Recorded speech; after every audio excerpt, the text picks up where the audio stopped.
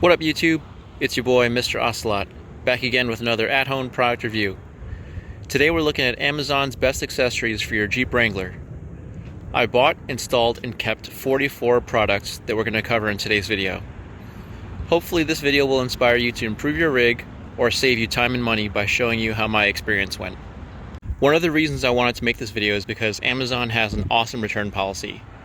Rather than having to ship all of my returns back separately, I created a single return ticket with 11 products totaling $430. Best of all, with home delivery and pickup, I never had to leave my house. Let me know in the comments if you'd like to see the accessories I returned. All of the items I ordered are bolt-on installations, but I wasn't interested in disassembling trim, splicing wires, or running cables.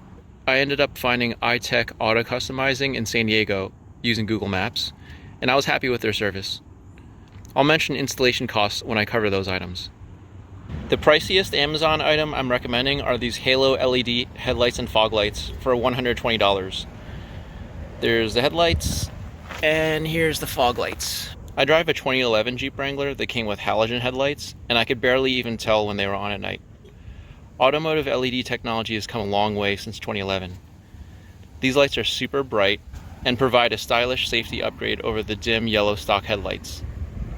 The LED halo lights are controlled using this remote control. You do have to hit on and off, which is kind of a pain in the butt. It doesn't just come on automatically.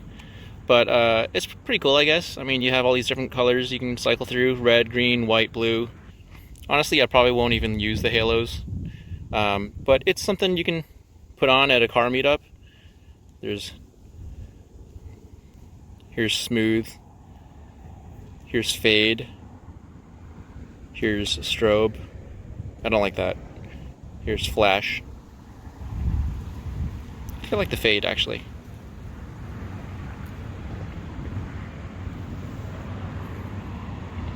But yeah, I probably won't even use these except at a car meetup, but it's nice to have. And then I actually like the way the white plastic contrasts against the black housing.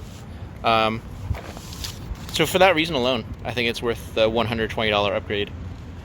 iTech did charge me $350 to install these, but if I wasn't having other work done, I probably could have installed these myself in about 90 minutes. I actually did install these LED side marker lights on my own, which would have taken an additional 5 minutes if the grill was already off and everything. The seller that I'm linking to through Amazon is including a set of smoked LED side markers for free. So that's a pretty good deal. $120 for side markers, headlights, and fog lights. So long as you have the grill off, you might as well install some LED turn signals too. I chose these, made by Xprite. They go for $50. iTech included installation with my headlight install. I also installed this $70 Rugged Ridge black grill insert.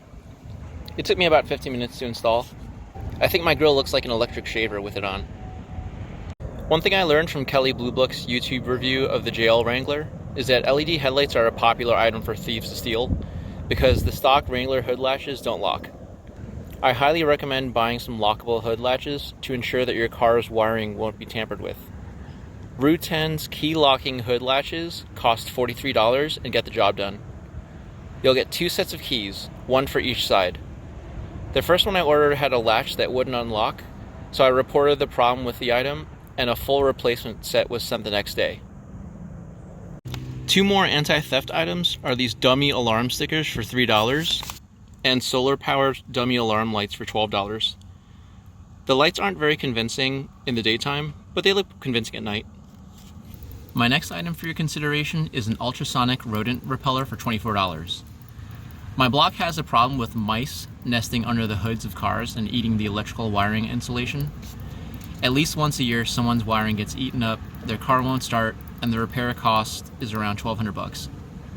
The one solution that seems to work is using these ultrasonic rodent repellers that are powered by your car battery and emit a barely noticeable high-pitched squeal.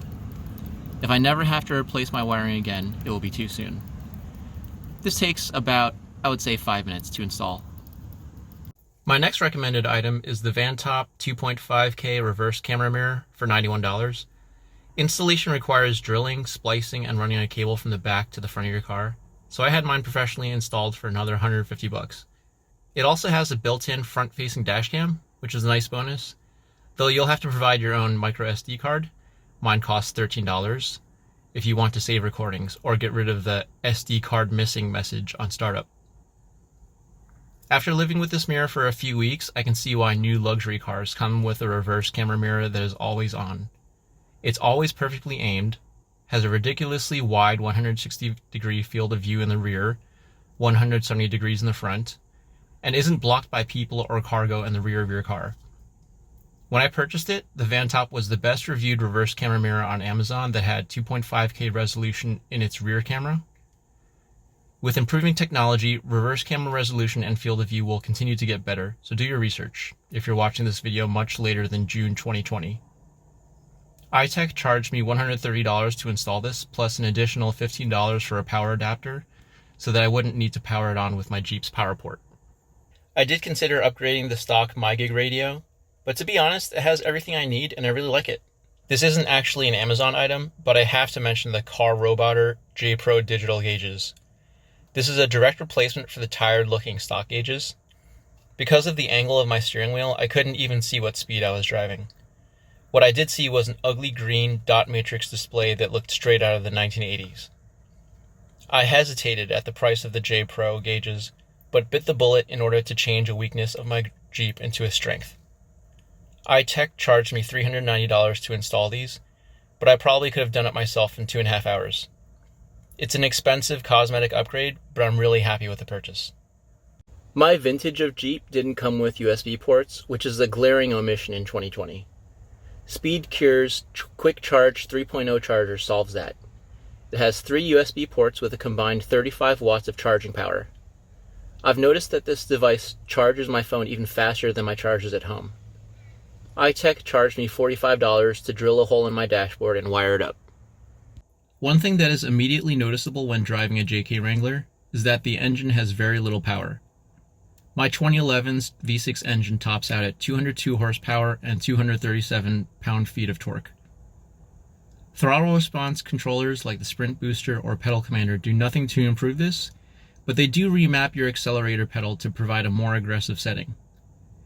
Instead of having to mash your throttle into the floor to get any engine response, these devices only require you to push part of the way down. I have found that in low-speed situations, it really does make a difference. I saved a couple $100 by going for the iKiKin throttle controller, which does the exact same thing as those other devices for only $100. Moving to the rear of the vehicle, I liked the look of the stock taillights, but decided to give a new LED set a try. I went with Liteway's smoked diamond-style taillights for $63. I sold my OEM taillights on eBay for $50 too. To my eye, the Litways look especially upscale at night. iTech charged me $150 for installation, and they looked like they would have taken me about 60 minutes to install. Our next item is Kentrol's spare tire delete kit. My Jeep will never see mud unless someone throws at me, and the stock setup's huge spare tire makes it a chore to open the tailgate. I decided to leave my spare tire at home, and if I venture far from home, I'll pack it in the trunk. Kentrol's spare tire delete kit replaces the stock license plate mount and brake light, which is required to be street legal, and streamlines the rear of the vehicle.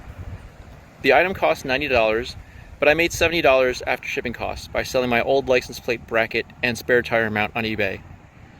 iTech charged me $100 to install this item. If you install it yourself, be extra careful not to scratch up your tailgate. You'll also want a license plate hole cover for $18, which you can spray with Duplicolor's color-matched paint for an additional $14. You can find your car's paint code in the driver's side door jamb. When painting the piece, keep away from dust and give each layer of paint a few hours to dry. You'll also need 3 rubber plugs for the holes in your tailgate, which cost $8 for the set. One of my tire carrier screws was missing, so I found a replacement for $7. Now we'll cover the interior of my Jeep from front to back. Oftentimes, older cars will wear or rip along the outside of the driver's seat bottom. Mine had an 8-inch tear that I patched using an $11 color-matched adhesive leather patch. I actually bought a bunch of colors so that I could choose the best match in person. Every car needs a good phone mount.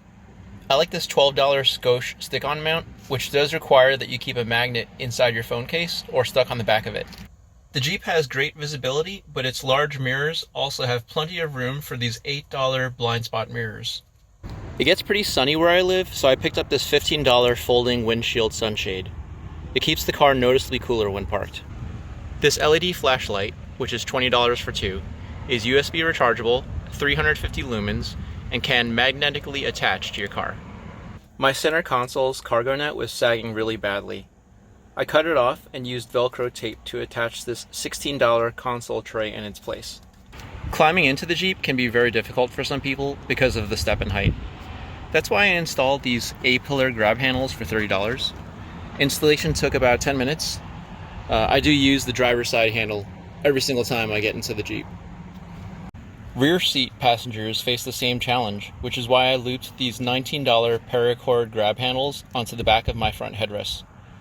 My youngest child is only 4, so I also looped a $17 gymnastics ring I found on eBay onto the headrest on her side. The Wrangler doesn't have much storage space, so I purchased these Molly loop seatback organizers. Each one has 5 storage pockets. There's one up here, pretty big. One here, also a good size. I think that might be a little bigger. And then these 3 on the bottom. 1, 2, 3. I also bought my kids a bunch of these $5 to $10 Velcro morale patches. They like sticking them onto the back of the seatback organizers. If you get a $9 roll of Velcro tape, you can also hang non-Velcro patches too. This one cracked me up. I also personalized one of my fenders with this American flag badge. If you're a Jeep traditionalist, you might prefer these $10 trail-rated badges.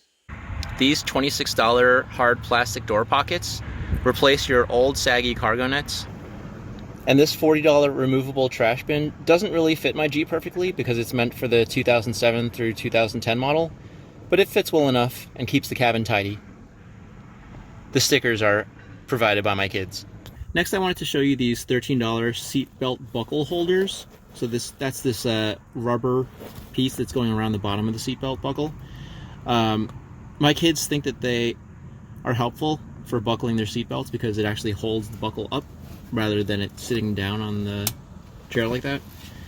And these $17 interior LED bulbs for here, and the dome lights, they are brighter and whiter than stock. Finally, for the home stretch, we move on to the trunk.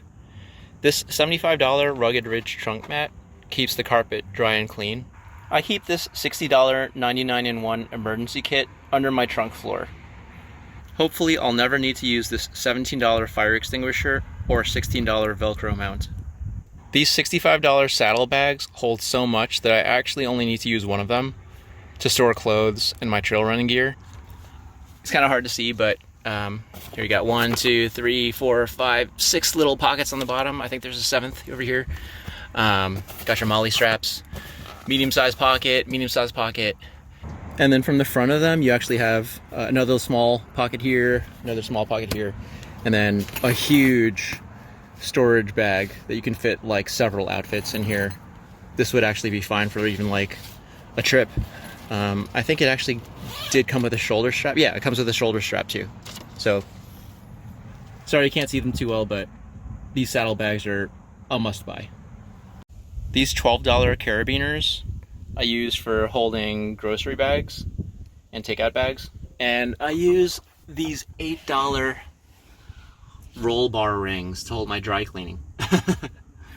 I did consider buying Freedom Panel storage bags, but these $39 bungee surf straps take up less space, work just as well, and they double as surf straps. And here's what it looks like with both Freedom Panels installed. So as you can see, you got 2 bungee straps here, one on the inside, one on the outside. And the inside one straps up the first panel you put in, and the outside one straps the second panel you put in. Sorry about the focus issues. And yeah, keeps them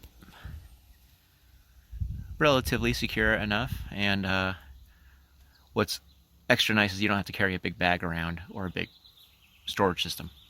Alright guys, those are the 44 accessories that I installed and kept on my Jeep Wrangler. Let me know what you think of this video or if you have any questions in the comments below. Peace.